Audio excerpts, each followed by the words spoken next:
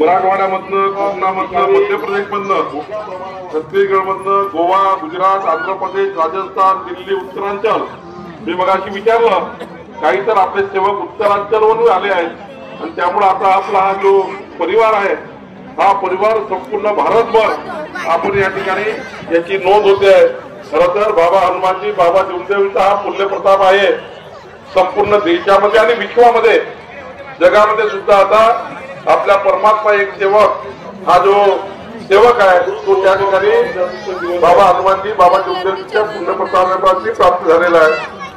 मी देखील अनेक वर्षापासून, खरं तर 1997 पासून आजपासून 32 वर्षापूर्वीपासून मी या सेवक संमेलनाच्या माध्यमातून या कार्यक्रमाला येत असतो आणि माझी जी सुरुवात झाली आहे ही खरं तर एका श्रीवासनगर कोराडीच्या एका सेवक संमेलनाच्या माध्यमातून माझ्या राजकीय कार्याची सुरुवात झाली आहे. मी नेहमीच सांगतो की श्रीवासनगर असं शहर आहे, असं त्या ठिकाणी खेळ होतं, अशी एक वस्ती होती ज्या ठिकाणी मोठ्या प्रमाणावर आज त्या ठिकाणी दारूचा महापूर असायचा. मोठ्या प्रमाणावर त्या ठिकाणी श्रीवासनगर वस्तीमध्ये प्रत्येक घरी दारू घेतल्याशिवाय कोणी राहायचं नाही. अशा परिस्थितीमध्ये एक सेवकाला त्यांनी एक घरात सुरुवात झाली आणि आज मला या ठिकाणी सांगायचं आहे की श्रीवासनगर शहरामधले, वस्तीमधले आज 900 घरं, ज्यांच्या घरावर काय लिहिलं आहे, दारू पिऊन येऊ नये, परमात्मा एक. 1000 परिवार एका वस्तीमधले त्या ठिकाणी व्यसनातून मुक्त झाले. त्या वस्तीमधून मी या ठिकाणी आपली सामाजिक जीवनाची सुरुवात केली होती. खरं तर हे कशामुळे होऊ शकतं तर आपल्या केवळ आणि केवळ बाबा हनुमानजी बाबा जमदेवच्या पुण्य प्रतापामुळे आज या ठिकाणी हे परिवर्तन होऊ शकतं. हे जगाने मान्य केलाय आणि देशाने मान्य केलाय आणि खरं तर आपल्याकरता सर्वांकरता एक मोठी देण या ठिकाणी आहे. खरं तर या ठिकाणी जी बाबा जमदेवच्या कार्याची शिकवण आता संपूर्ण दूर पोहोचलेली आहे. हा विराट जनसागर या ठिकाणी दिसतोय, हा विराट सेवकांचा संमेलन या ठिकाणी दिसत आहे.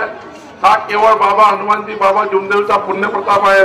आज सकाळपासून हवन कार्य झाला आहे, झेंडावंदन झाला आहे, प्रतिमापूजन झालं आहे, भजनाचे कार्यक्रम झाले आहे, मानव धर्माच्या कार्यावर चर्चासत्रही झाले आहे आणि अशा वेळी अशा ठिकाणी या कार्यक्रमाची योजना तयार झाली आणि विशेष आणि आनंदाची बाब अशी आहे, आनंद आणि अभिमानाची बाब आहे, इथल्या प्रत्येक गोष्टीमध्ये सेवाभाव रुजलेला आहे.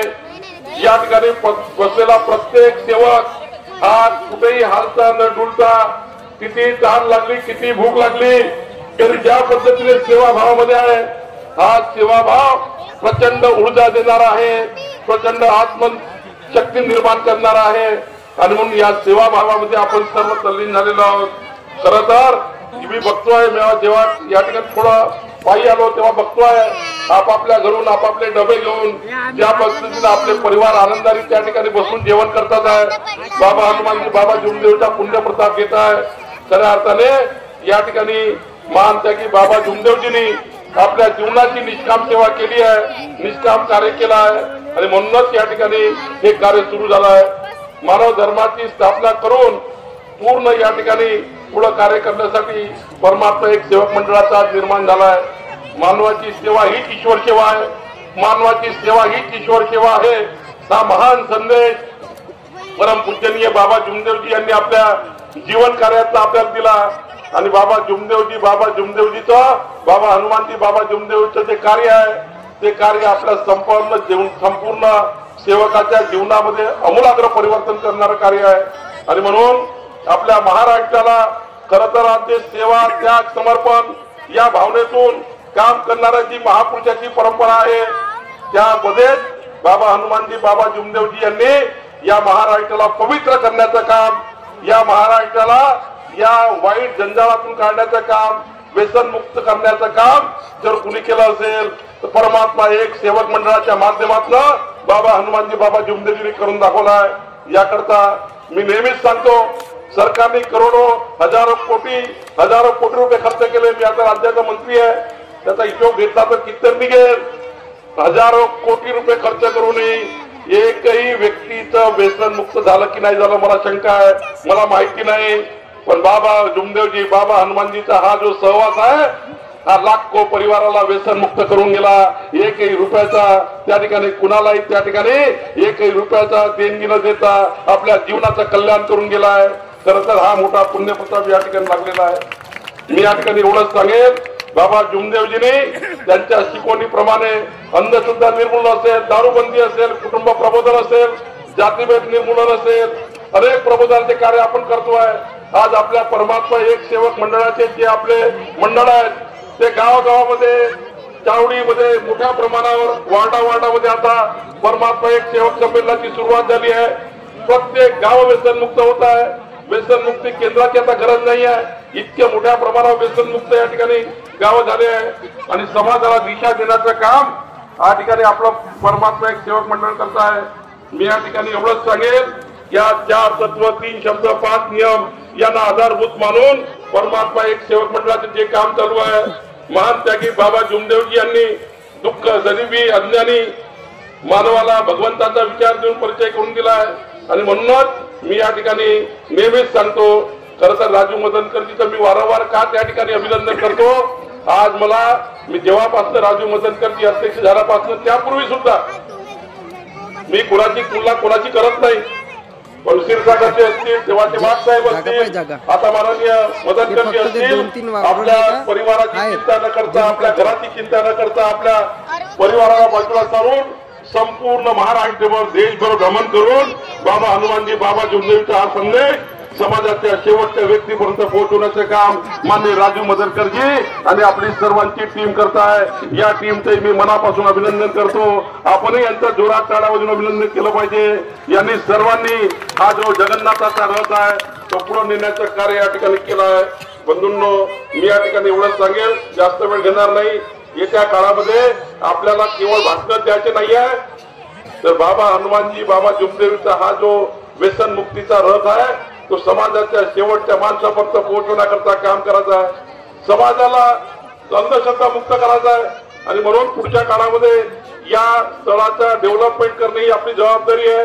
जेवढं या स्थळाचं डेव्हलपमेंट होईल, जेवढ्या या स्थळावर सुख सुविधा येतील, तेवढं त्या ठिकाणी मोठ्या प्रमाणावर आपला परमात्मा एक सेवक या ठिकाणी येईल, भक्तिभाव करेल, भक्तिपूजा करेल, बाबा हनुमानजी, बाबा जुमदेवजीचं समर्पण करेल, त्या ठिकाणी येऊन आपलं नतमस्तक होईल, आपल्या जीवनाचं कल्याण करेल, आपल्या परिवाराच्या जीवनाचं कल्याण करेल. आणि म्हणून मी या ठिकाणी एवढंच सांगेल, ही गोष्ट खरी आहे.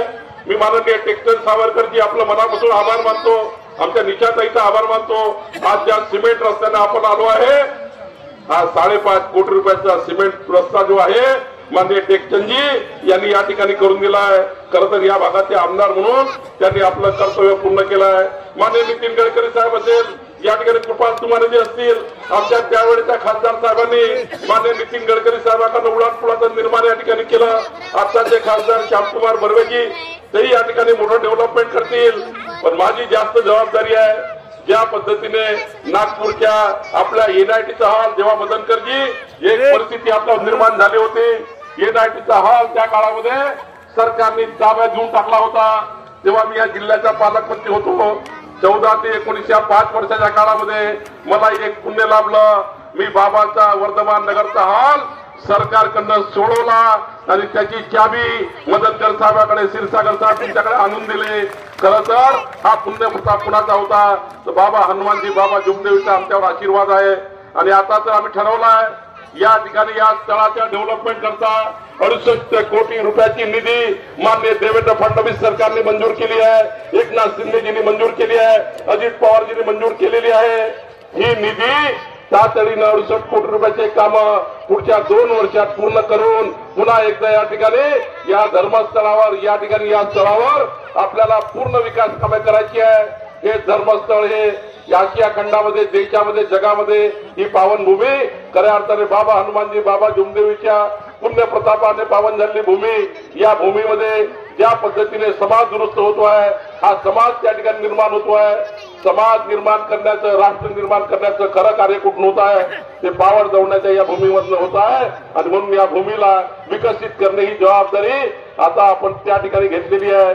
आणि म्हणून मी माननीय प्रधानमंत्री महोदयाला पत्र लिहिलं आहे. माननीय प्रधानमंत्री नरेंद्र मोदींच्या नेतृत्वातलं केंद्रातलं सरकार या ठिकाणी त्या सरकारच्या माध्यमातून इथली पूर्ण पार्श्वभूमी मदत करते मी माननीय मोदीजींना पाठवली आहे. आपले माननीय मुख्यमंत्री मागच्या वेळी येऊन गेले. मी पुन्हा एकदा आपल्याला सांगतो, पुढच्या वर्षी पुन्हा या राज्याचे मुख्यमंत्री देवेंद्र फडणवीसजी या स्थळाला भेट देतील आणि या कार्यक्रमाला हजर राहतील. यावर्षी ते येणार होते, पण कालच ते डावसवरून आल्यावरती येऊ शकले नाही. पण या ठिकाणी पुन्हा एकदा पुढच्या वर्षी माननीय देवेंद्रजी, एकनाथजीला आपण बोलू, अजित पवारांनाही बोलू, निश्चितपणे आपण सर्वच येऊ.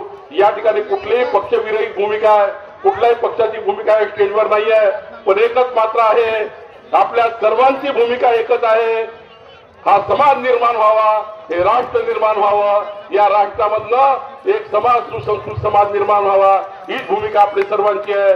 मी पुन्हा एकदा बाबा हनुमानजी, बाबा जुमदेवजीला एकच मागणी मागतो, जे या ठिकाणी आमचे भाविक बसलेले आहे, सकाळपासून जे सेवक आलेले आहे, तुम्ही सर्व लोक या ठिकाणी आले आहेत, बाबा हनुमानजी, बाबा जुमदेवजीला एवढंच मागेल, तुमचं सर्वांचं जीवन मंगलमय राहू दे.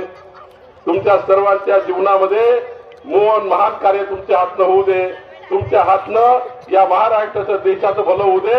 आणि सर्वात महत्वाचं, तुम्हा सर्व लोकांचं जीवनाचं रक्षण, तुमच्या परिवाराचं जीवनाचं रक्षण, जी मागणी घेऊन आपण या ठिकाणी बाबाच्या दरबारात आलो आहे, ती मागणी सर्वांची मान्य होऊ दे.